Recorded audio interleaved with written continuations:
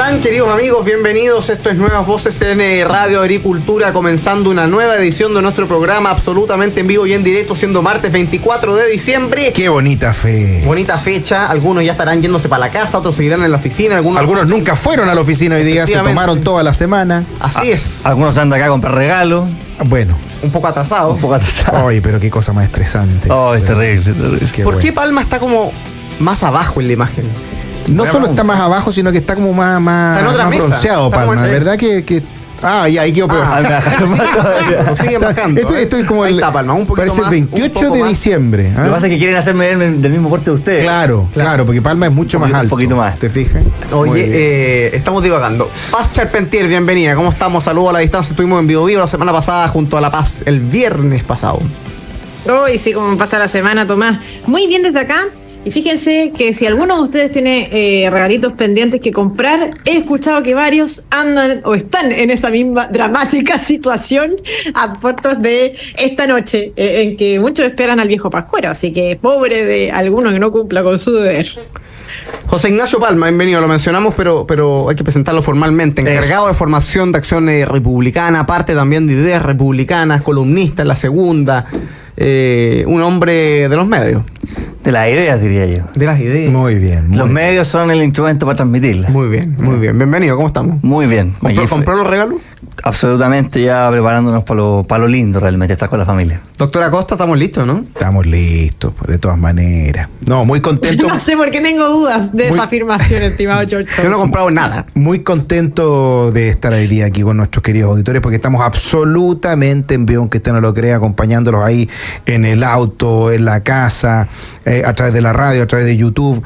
Porque a pesar de que es una bonita fecha, y vamos a hablar de eso al final del programa, una reflexión, esta actualidad no nos deja, no nos abandona. Hemos tenido hartas novedades.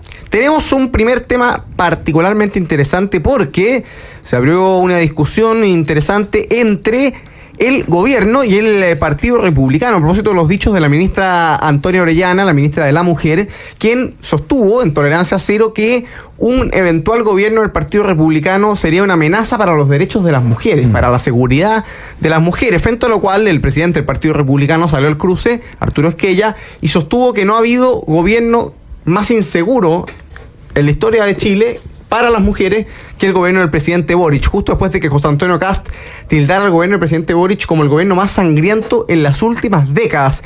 Interesante el contraste que se produce entre la noción progresista, ¿no? Tremendamente identitaria del bienestar de las mujeres, que en el caso de la ministra Orellana se asocia inmediatamente al aborto y a los temas inmediatamente sexuales, mientras que desde el Partido Republicano, Arturo Esquella y José Antonio Kast contestan con el sentido común, ¿no? ¿Cómo están las mujeres hoy respecto a cómo estaban antes de que llegara el presidente Boric a la moneda? ¿Cómo lo ve Paz Charpentier?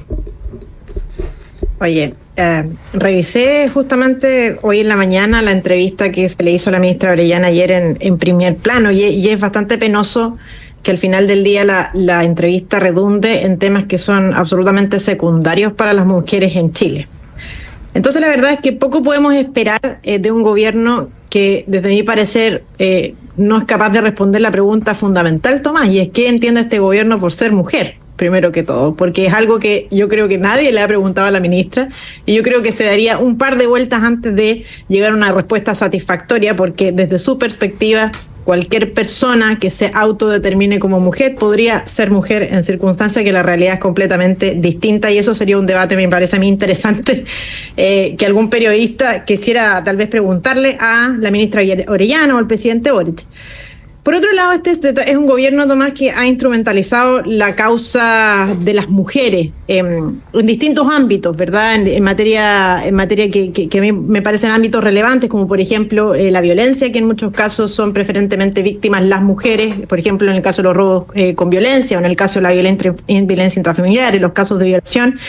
Y ha instrumentalizado esta causa, el dolor, una realidad que muchas mujeres sufren, en una cuestión que al final del día ha sido una herramienta para llegar al poder, para propiciar la conflictividad entre hombres y mujeres, para despojar de su propiedad sobre las cuentas de capitalización individual a los trabajadores. Y cuando al final, si uno lo resume, la causa más notable de este gobierno en materia de mujeres son efectivamente las caletas con perspectiva de género, o las cuotas en directorio de las grandes empresas, que son causas que claramente no benefician a la gran mayoría. Y en contraposición tenemos, por ejemplo, el aspecto económico, en que todavía no recuperamos los niveles de empleo prepandemia y en que las mujeres son preferentemente también las más afectadas, limitando la autonomía económica, que muchas veces es muy relevante y muy importante para la libertad de las mujeres en distintos ámbitos. O, por ejemplo, en materia de seguridad, en que los números en materia de violaciones o de violencia intrafamiliar no dejan de aumentar, lamentablemente, y sin embargo, esos no son las prioridades de este gobierno, sino que, como bien dije antes, esas famosas caretas con perspectiva de género, que yo creo que ilustran muy bien cuáles son los intereses de este gobierno. Así que la verdad es que yo comparto las afirmaciones del presidente del Partido Republicano. Este es un gobierno que ha propiciado el retroceso de la libertad, de la seguridad, de la tranquilidad en todos los ámbitos, económica y también física, si se quiere, y de su propia propiedad de las mujeres. Tomás. ¿Cómo lo ve José Ignacio Palma?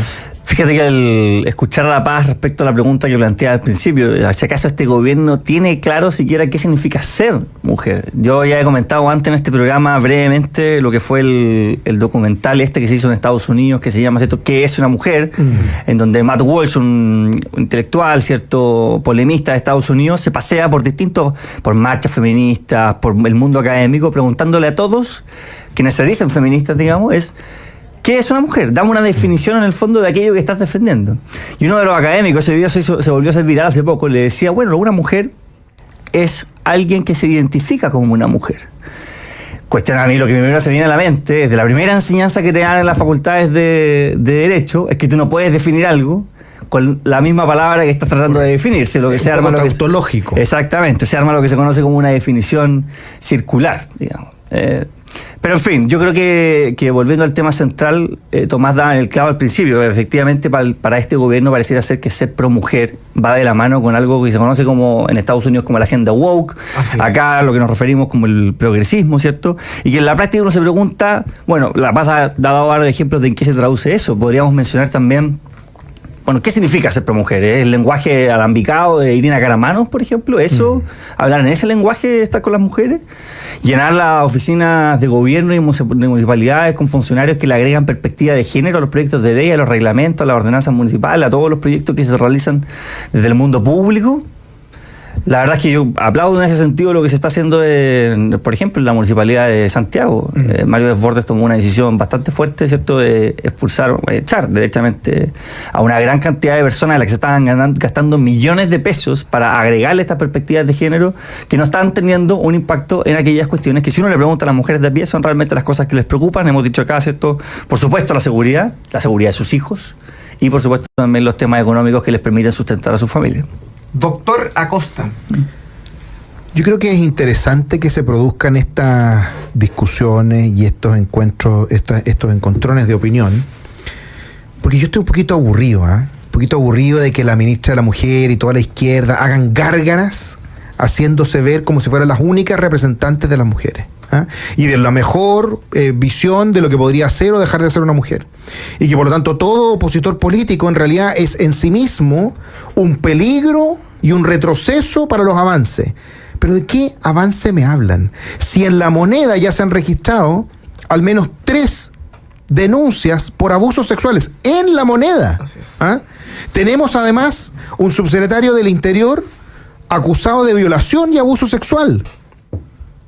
Al menos con una situación tan grave como la que conocimos ayer, de que fue hospitalizada la denunciante de Monsalve, que estaba relativamente grave, según lo que se supo, porque estaba en la unidad de cuidado intensivo en Curalinahue. No se sabe en detalle porque la familia ha pedido que no se dé información como corresponde, pero de ese es el nivel de gravedad que estamos hablando. Y esta señora, la ministra Orellana, se da el lujo de decir que en realidad el peligro para la sociedad son sus opositores, cuando ella misma pertenece a una ideología que ha sido consistentemente hipócrita con cada uno de sus actos. Miren ustedes lo que pasó con Alberto Fernández, el que se autodeterminaba como el primer presidente feminista de la historia. O no olvidemos cómo el Frente Amplio se sacaba fotos con Cristina Kirchner, y las subían en redes sociales. Y resulta que Alberto Fernández boxeaba a su mujer, le pegaba, la obligó a abortar. El primer presidente feminista de la historia. Ayer mostraban datos de el Ministerio de la Mujer. Sin el Ministerio de la Mujer se disminuyeron 50 homicidios de mujeres en Argentina en el último año, porque el Ministerio de la Mujer no es el que salva las vidas de las mujeres. Como dijo Milei, no se salva con cancioncita y con pañuelito, se salva con actos, con medidas. En todos estos años hemos visto cómo ha aumentado la violencia contra la mujer, ha aumentado las violaciones, ha aumentado los asaltos, ha aumentado todo tipo de violencia contra la mujer, a pesar de que se aprobó el aborto. Otro tipo que promovían ellos, Íñigo Errejón, acusado también de abuso sexual por una correligionaria. Un tipo que decía que el yo te creo, el yo te creo era la... No hay denuncia falsa. No hay denuncia falsa, y era la base de la argumentación de toda la izquierda. Entonces, ¿saben qué? Córtenla, ya me tienen hasta más arriba de la coronilla, con esa supuesta moralidad de que ustedes son los únicos que pueden defender a la mujer y que ustedes son los únicos que pueden interpretar a la mujer y que ustedes son los únicos que saben el bien de la mujer. Porque le voy a decir una cosa, señora Orellana. Entre otras cosas, el aborto lo que hace es matar mujeres, porque la mitad de los niños que se abortan son mujeres. Entonces, no me vengan a decir que la mayor, digamos, obra para promover la dignidad de la mujer es una que termina asesinando mujeres en el vientre materno. Y además le digo lo último, y vamos a entrar en detalle eso también. El aborto es violencia contra la mujer, física y psicológica, y están ahí todos los estudios que lo demuestran y las historias también de tantas mujeres que lo sufren. Entonces, ¿saben qué? Yo ya no les voy a soportar más, no es tolerable que vengan con esta superioridad moral que no tienen, sobre todo en estos casos cuando hemos visto que en el núcleo de la izquierda se abusa contra la mujer. Acá en Chile, en Argentina, en España, y al mismo tiempo también se promueven y se perpetúan situaciones de abuso como el aborto, situaciones de abuso como la violencia, como la violación, porque no están dispuestos a utilizar las herramientas del Estado para erradicar la violencia contra la mujer y contra todos los ciudadanos de bien. A mí me parece que el cruce que había entre Arturo Squella, el presidente del Partido Republicano, y la ministra Orellana permite mostrar, retratar dos formas radicalmente distintas de entender lo que es una auténtica agenda pro mujer. Porque la verdad es que este gobierno ha sido tremendamente eficiente en demostrarnos que la izquierda le hace daño a las mujeres. Y que quienes se arrogan la representación total, soberana, absoluta, casi por predeterminación de todas las mujeres, por estar a favor del aborto, en realidad son los que en sus propios círculos tratan de la peor forma a las mujeres. Claro. Porque ¿qué hubiese pasado si el subsecretario acusado de abuso sexual a una funcionaria de su ministerio fuese un subsecretario de derecha? Claro. O un portero simple del servicio, cualquier servicio público, como dijo ella misma. Entonces, es interesante ver cómo este gobierno, para el sentido común de las personas, ha demostrado que la agenda feminista de la izquierda no es más que un eslogan, no es más que una forma, como bien lo decía Paz, de instrumentalizar a las mujeres, de encontrar en las mujeres el nuevo proletario, ¿no? Sí. El nuevo sujeto de la opresión. Exacto. Para de ahí reivindicar una agenda tremendamente ideológica y utilizarla a las mujeres para avanzar en una propuesta identitaria, que como bien decía José Ignacio, parte de la inconsistencia más grande, que es no saber qué es una mujer.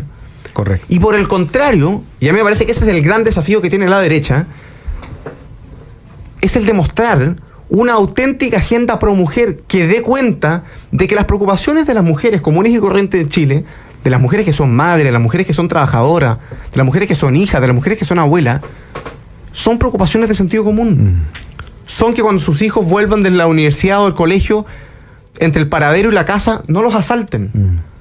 Son aquellas que quieren que después de 15 años sacándose la cresta trabajando, sus hijos puedan estudiar en la educación superior siendo apoyados en el caso que lo necesiten. Son aquellas que quieren poder salir a trabajar, muchas veces a largas distancias de sus hogares, sin temor a que en la micro haya abusadores, sin temor a que en el metro alguien las toque. Y eso se combate con agendas de sentido común, respaldando las fuerzas de Carabineros, aplicando las leyes de seguridad. No con agendas progresistas, no con el aborto sin causales, no con la identidad de género, no con ese discursos a propuestas de élite feminista que cree que el problema de la mujer en Chile se resuelve asegurándole cuotas a los directorios de las empresas del IPSA. Claro. Porque esa la verdad es que es una agenda de élite, una agenda frívola, una agenda de desconexión con la realidad de las mujeres. Y ahí la derecha tiene el deber de ofrecerle a los chilenos una agenda de sentido común para que haya un país auténticamente seguro donde se acabe la violencia contra las mujeres, donde las mujeres puedan salir a la calle en paz y donde efectivamente sean con los gobiernos de derecha cuando las mujeres vivan mejor en Chile, no como ha sido efectivamente el ejemplo del caso del presidente Boric, que ni siquiera las mujeres de La Moneda pueden estar tranquilas por los depredadores que hay al interior del palacio. ¿Puedo agregar una pequeña cosita? Sí.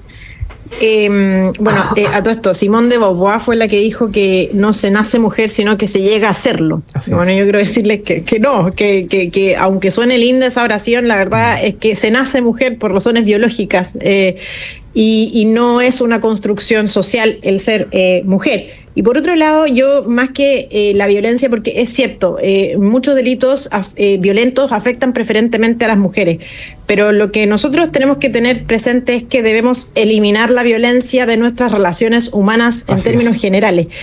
Y eso incluye también la violencia que muchas mujeres también ejercitan en contra de los hombres y que está socialmente tolerada y aceptada y que hoy incluso vemos en los medios de comunicación. Justamente ayer en esta entrevista que se le hizo en Tolerancia Cero, porque antes dije Primer Plano y me corrigieron por el chat, así que se los agradezco. En Primer Plano estaba la Pati Maldonado. Sí, bueno, pero en este Tolerancia Cero yo vi a la ministra Orellana muy incisiva con Eduardo Sepúlveda, que le hacía preguntas muy con un nivel de agresividad importante y también con un ánimo de cancelar a un medio de comunicación como es el Líbero. Y que yo pensaba, ¿qué pasaría si hubiese sido un ministro hombre, por ejemplo, y Eduardo Sepúlveda hubiese sido una mujer? Yo creo que ese nivel de agresividad, ese nivel de cancelación, ese nivel también de afán de anular la libertad de expresión o la libertad de prensa, la libertad de información que uno ve, digamos, de la forma de hacer política del Frente Amplio y el Partido Comunista. ¿Qué pasaría si hubiese sido, en definitiva, Eduardo Sepúlveda una mujer y la ministra Orellana un hombre? Estarían las feministas saltando en una pata, diciendo afuera la moneda o haciendo trending topic, ¿verdad? Porque la violencia es en todas las direcciones.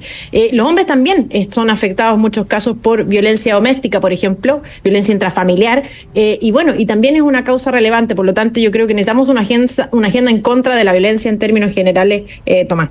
Vamos a la primera pausa comercial. Estamos conversando, queridos amigos, con Paz Charpentier, directora ejecutiva de la Fundación Voces por Chile. Estamos conversando también con José Ignacio Palma, encargado de formación de Acción Republicana, siempre en compañía del doctor Acosta. Vamos a una breve pausa comercial y ya volvemos. Aquí en Nuevas Voces de Radio Agricultura. Quédese ahí. Queridos amigos, con su programa Nuevas Voces en Agricultura, absolutamente en vivo, conversando en este 24 de diciembre, en este día de Nochebuena, junto a José Ignacio Palma, encargado de formación de Acción Republicana, y Paz Charpentier, directora ejecutiva de la Fundación Voces por Chile, siempre en compañía del doctor Jorge Acosta. Y por supuesto, vamos a saludar a todos los que nos están escribiendo desde ya en el chat en directo de la transmisión en YouTube, en Agricultura TV, a quienes además invitamos a que le pongan me gusta. Queremos llegar a 100 me gustas una vez que terminemos de saludar a nuestros auditores y a nuestros auspiciadores, así que póngale me gusta a todos los que estén conectados y se vayan sumando a nuestra sintonía, y así vamos llegando a más personas. Saludos a José Luis González Bustos, por supuesto, que nos manda saludos al chat habitual de Nuevas Voces. Dice: espero que pasen tiempo con sus familias y bendiciones en Navidad. Saludos para Silvia Yancamil, para Sebastián Pupín, que dice el mejor panel de la semana, para Iván Andrés Ayala, que dice un gran saludo al panel y muy feliz Navidad para todos, listo su like. Saludos para Luis Pérez, para Ricardo Fuller, que nos manda también muy feliz Navidad. Saludos para Jaime Vázquez, que escribe desde Talca y ya puso su like de ahí desde las tierras de José Ignacio Palma. Saludos muy a Carolina bien. Mendoza, que dice: muchas felicidades, querido panel, gracias por todas las horas de información y buenos debates. Sean muy felices junto a sus familias. También nos escribe María del Pilar Figueroa, dice: listo mi like desde Viña del Mar, feliz Navidad a todo el panel de mi programa favorito. María Luisa Carballo dice: buenas tardes, mi programa favorito, feliz Navidad para todos ustedes, que sea una fiesta de unión y mucho amor. Renato Navarro nos escribe: muchas felicidades, muy feliz Navidad desde Coronel para mis conductores favoritos. Saludos para don Renato. La semana pasada nos tocó por partida doble, estuvimos juntos en Santiago y después estuvimos juntos en Concepción. Saludos para Cato Cruzado, que nos manda feliz Navidad también. Consuelo Salazar, que dice: honraré la Navidad en mi corazón y trataré de conservarla todo el año. Charles Dickens, saludos a todos. Saludos a Lorena Contreras, que nos escribe desde Los Ángeles. A Politically Incorrect, que nos escribe desde Madrid. Nos manda feliz Navidad. Saludos a Madrid, ¿no? Qué gran ciudad. Debbie Barahona dice: muchas felicidades, chiquillos lindos, los admiro mucho. Saludos para Debbie también. A Juan Zapata, que pregunta qué pasa con los likes. Saludos a los panelistas y al programa. Que tengan una muy feliz Navidad. Patricia Isabel Rivas Astorga nos manda saludos también. Rodrigo Codoseo dice: hola a todos, listo mi navideño like. Saludos a Carlos Contador, a Pía Venturelli, a Melquisedec González, que nos manda saludos.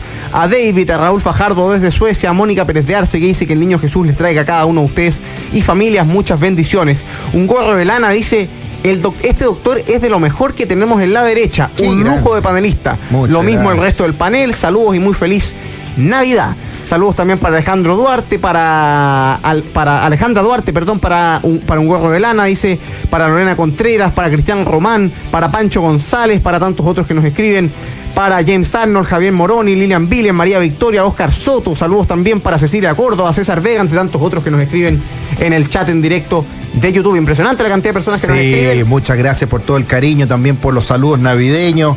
Viva el niño Jesús, pone ahí Lilian Villen también. Muchas gracias a todos por el cariño. Y póngale me gusta, efectivamente tenemos que llegar a más de 100. Estamos un poquito bajo hoy día los me gusta, pero ha subido a casi el doble mientras los saludamos. Saludemos también a quienes hacen posible nuestro programa. Con Enel, activa tu modo eficiente. Ahorra con los consejos de eficiencia energética en enel.cl.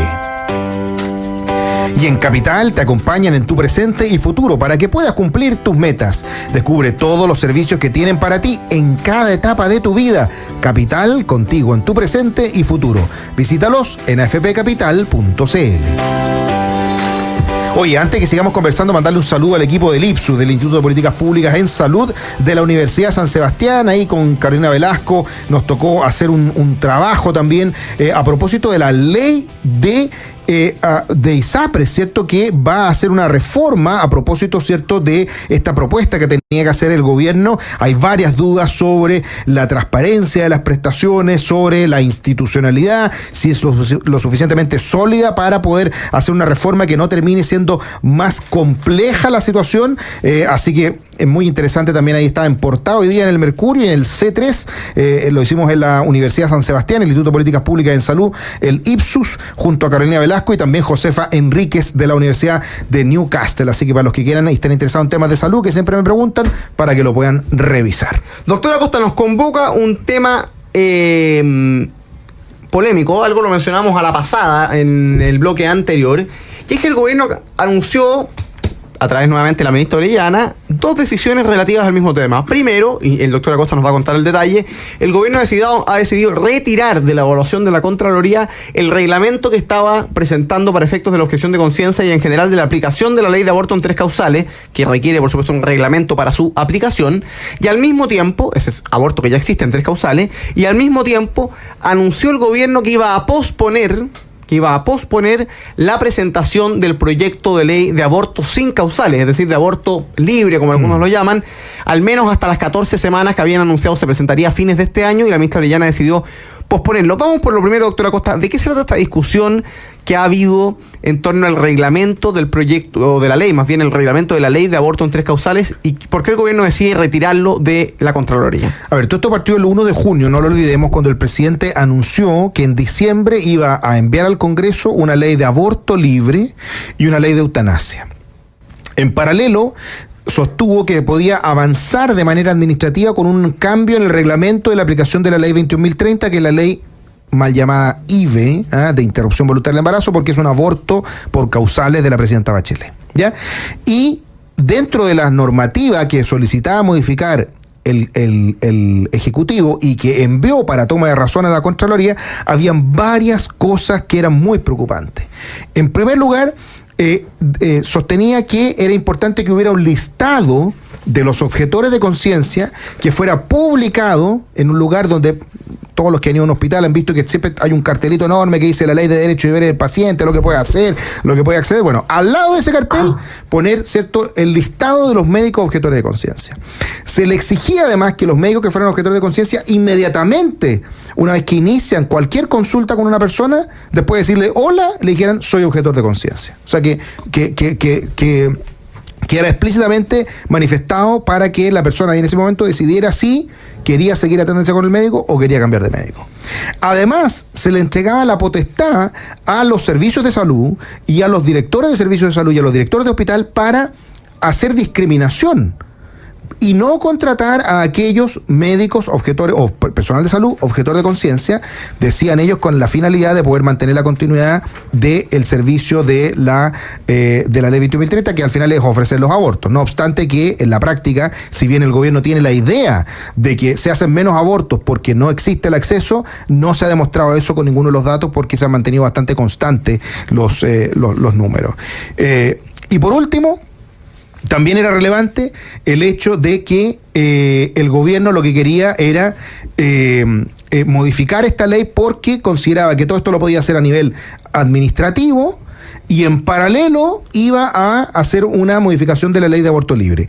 Lo que pasó es que en las últimas horas la Contraloría le devolvió con reparos el cambio administrativo al gobierno, y el gobierno sostuvo que si hay algo que no pueda pasar por vía administrativa, lo va a incluir en la ley de aborto libre, y por lo tanto es que anunciaba que ya no se iba a presentar en diciembre, sino que se iba a presentar en el 2025 la ley, incluyendo aquellas cosas que probablemente tuvieran una objeción de la Contraloría que tenían que ser de rango legal y no administrativo. Esto es particularmente grave porque, es una cosa positiva que haya actuado bien la Contraloría y no le haya hecho pasar una ley que abiertamente es discriminatoria, digamos, una modificación administrativa que abiertamente es discriminatoria y que exige que sea la ley la que lo modifique. Y es particularmente grave porque no olvidemos que el tema de la objeción de conciencia fue especialmente polémico en la tramitación de la ley 21.030 y al mismo tiempo fue el Tribunal Constitucional el que revirtió, por ejemplo, incluso su restricción a las instituciones. Entonces, si el gobierno quiere hacer estas modificaciones, necesariamente tiene que pasar por el Congreso, un Congreso que ya ha dicho en su mayoría que no está de acuerdo con que siga ampliándose el aborto hacia un aborto libre. ¿Cómo lo ve Pacha Pentier? Fíjate que aquí nos estamos enfrentando a una discusión nuevamente que es bastante parecida a la discusión de qué es ser mujer. Porque para la izquierda cree que una mujer se puede autodeterminar cuando en realidad ser mujer o no ser mujer requiere de un proceso de constatación de una realidad. Y en el caso de la vida es lo mismo. La izquierda cree que puede decidir desde cuándo hay vida y la verdad es que la existencia de la vida también exige un proceso de constatar simplemente una realidad. Porque decidir desde cuándo hay vida no puede ser objeto de un consenso, sino que simplemente de aceptar una realidad. Hay vida humana desde la concepción y desde allí, por tanto, debiéramos protegerla. Ese es el primer punto, la primera discusión que me parece relevante. Aquí no depende de 3, 4 seres humanos de 255 diputados o parlamentarios decidir cuándo hay vida. Sino que se les debe exigir simplemente respetarla. Ese es el primer punto. Y por otro lado, la ministra Orellana señalaba en esta entrevista del día de ayer, dice, toda esta discusión en relación a el uso de misoprostol, dice, este no es un problema de alta mortalidad en relación a la discusión del aborto, pero sí de graves consecuencias sanitarias. Queremos que las mujeres puedan acceder a un mecanismo seguro y supervisado, señaló expresamente. Entonces, yo creo que aquí hay otra discusión importante que tiene que ver con algo así como, existe una realidad que se da, existen situaciones que son reprochables, como el asesinato de personas inocentes, y también existen otras situaciones reprochables, como por ejemplo el robo con violencia, la violencia intrafamiliar, que son situaciones reprochables que se dan en la vida en sociedad y no necesariamente nosotros las legalizamos.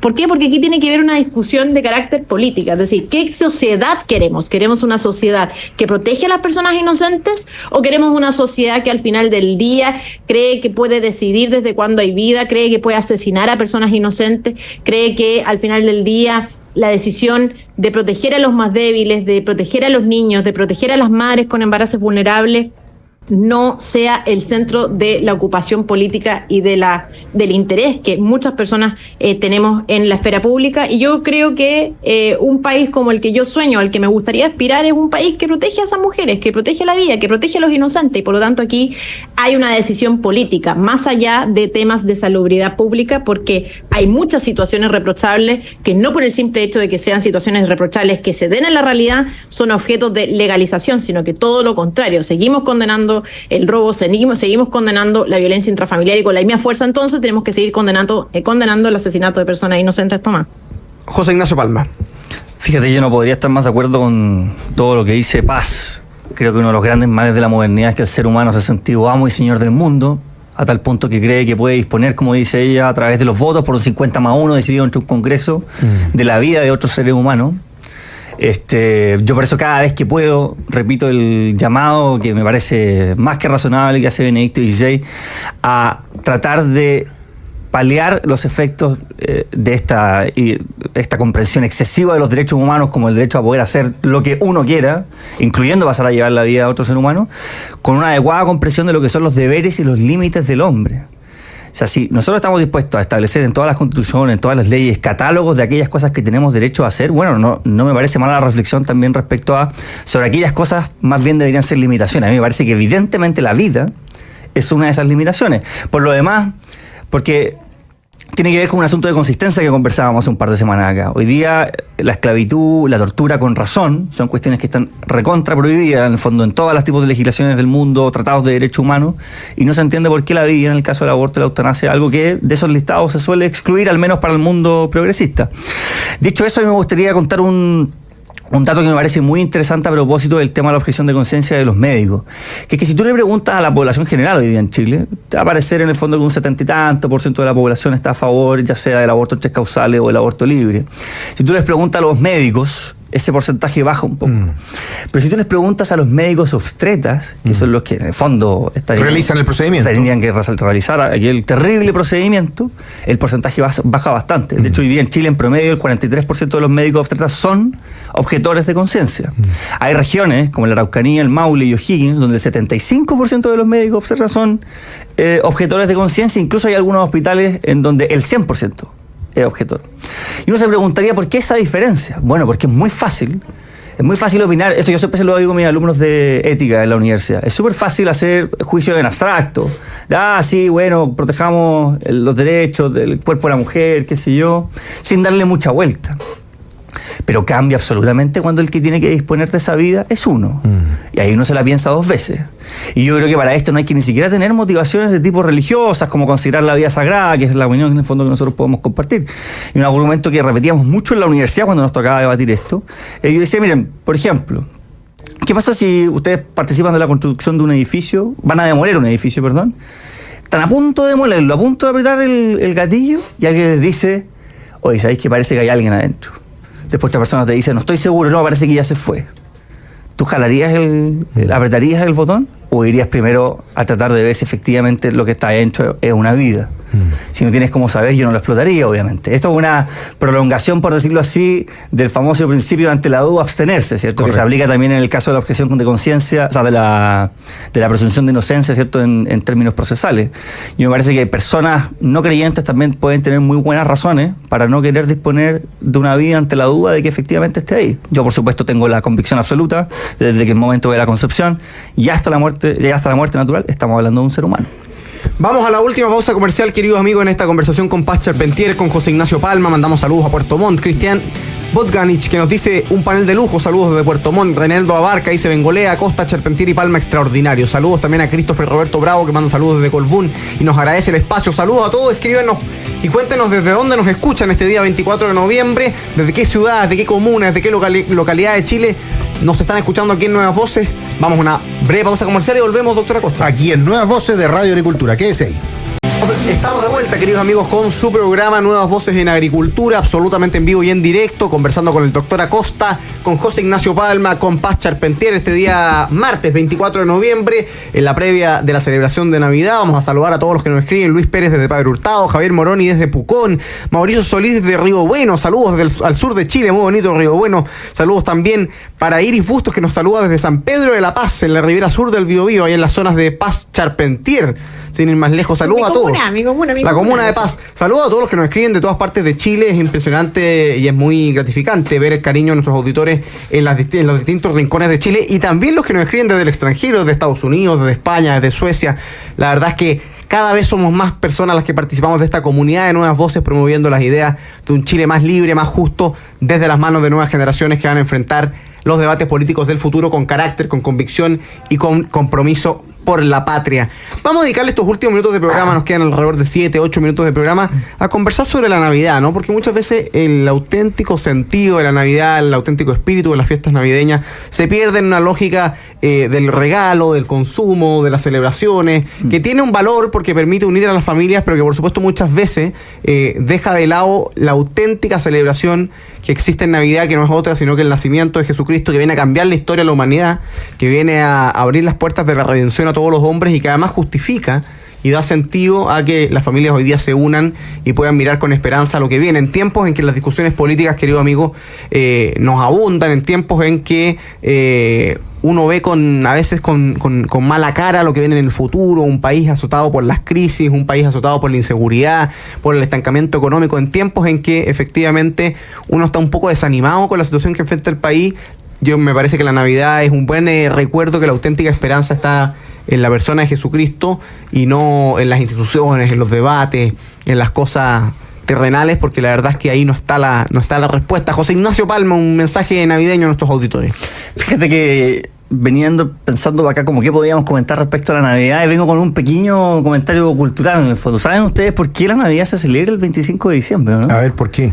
El 25 de diciembre, bueno, porque ustedes saben muy bien que en ningún evangelio se habla en algún momento de que Jesús haya nacido el 25 de diciembre, solo en el evangelio de Mateo y San Lucas, ¿cierto? Se menciona el nacimiento de Jesucristo en un pesebre. Así es.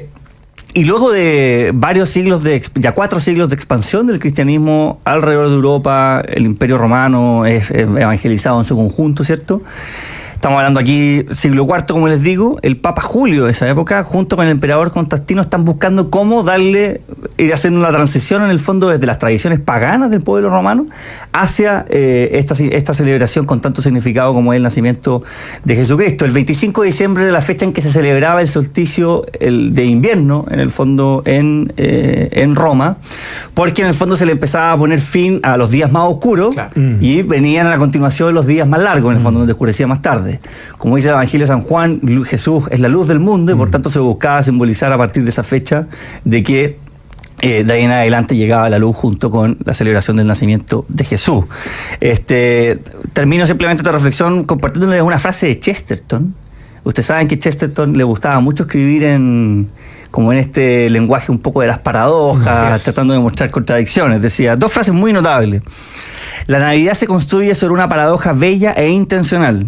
El nacimiento de alguien sin hogar se celebra en todos los hogares. Fíjense esta otra. La emoción de la Navidad descansa en una paradoja antigua y reconocida, que lo absoluto, la verdad, ¿cierto? Absoluta, rigió el universo desde un pesebre. Qué notable para recordar el sentido de la Navidad. Yo quiero mandarle un saludo grande a todas las familias que nos escuchan y quiero mandarle un saludo especialmente a las personas que por razones laborales o por algún tipo de otras razones, ya sea abandono, en esta cultura tan individualista que lamentablemente es la que estamos inmersos, van a pasar la Navidad solos. Todos creemos que, tal como lo hizo Jesús junto a sus padres, esta es una oportunidad para pasarlo en familia y por tanto desearles la mejor Nochebuena posible. Estaremos rezando por ustedes. Paz Charpentier. Yo creo que lo primero es que José Ignacio Palma, este clip histórico, cultural, lo tuitee y etiquete a Nicolás Maduro, ya que en Venezuela probablemente se celebre durante este año 2 veces la Navidad de conformidad a lo que él mismo anunció hace algunos meses.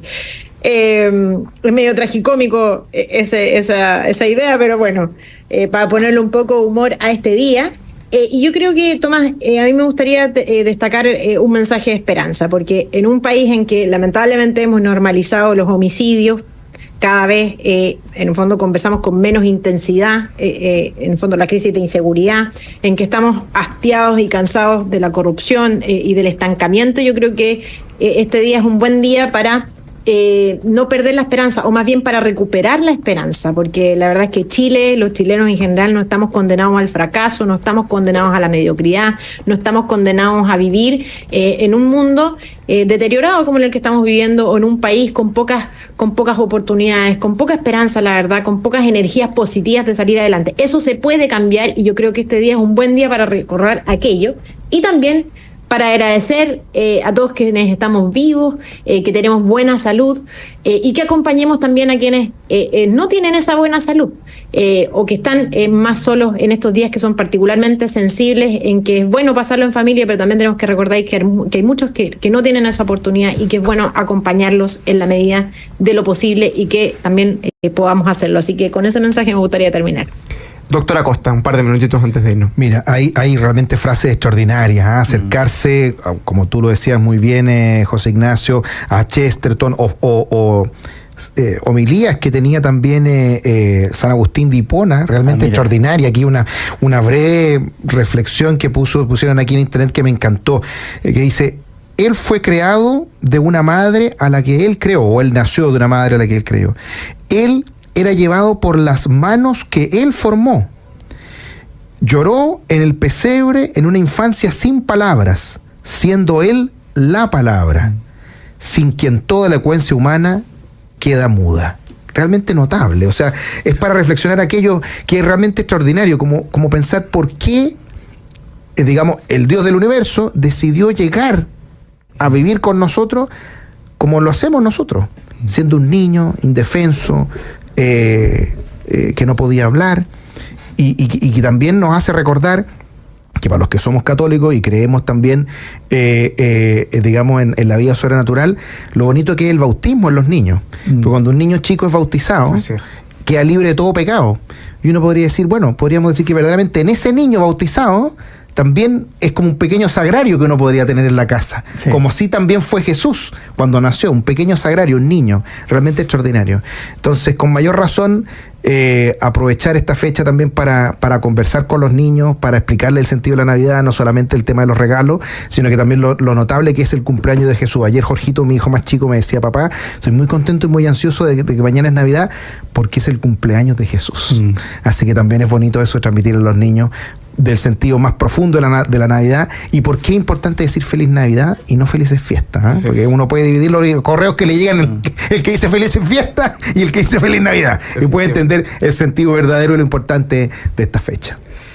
Lamentablemente se nos acaba el programa, queridos amigos de Nuevas Voces. Les mandamos un gran saludo de muy feliz Navidad para toda nuestra comunidad, y que por supuesto el nacimiento del niño Jesús haga rebrotar la esperanza para la construcción de un mundo más justo, más humano. Un gran abrazo para todos, que tengan muy feliz Navidad, lo mismo al equipo de Agricultura que hace posible este programa, a todas las personas que nos escuchan. Por supuesto, mañana no hay programa. Correcto. Hay programación especial, villancicos especiales aquí en Agricultura, y nosotros nos reencontramos el jueves. Que tengan un muy buen tiempo con su familia, y por supuesto Dios los bendiga. Un gran abrazo a todos y muy feliz Navidad. Nos vemos el jueves. Que esté muy bien. Chao, chao. Chao, chao. Nos vemos. Chao, chao. Feliz Navidad. Chao, chao.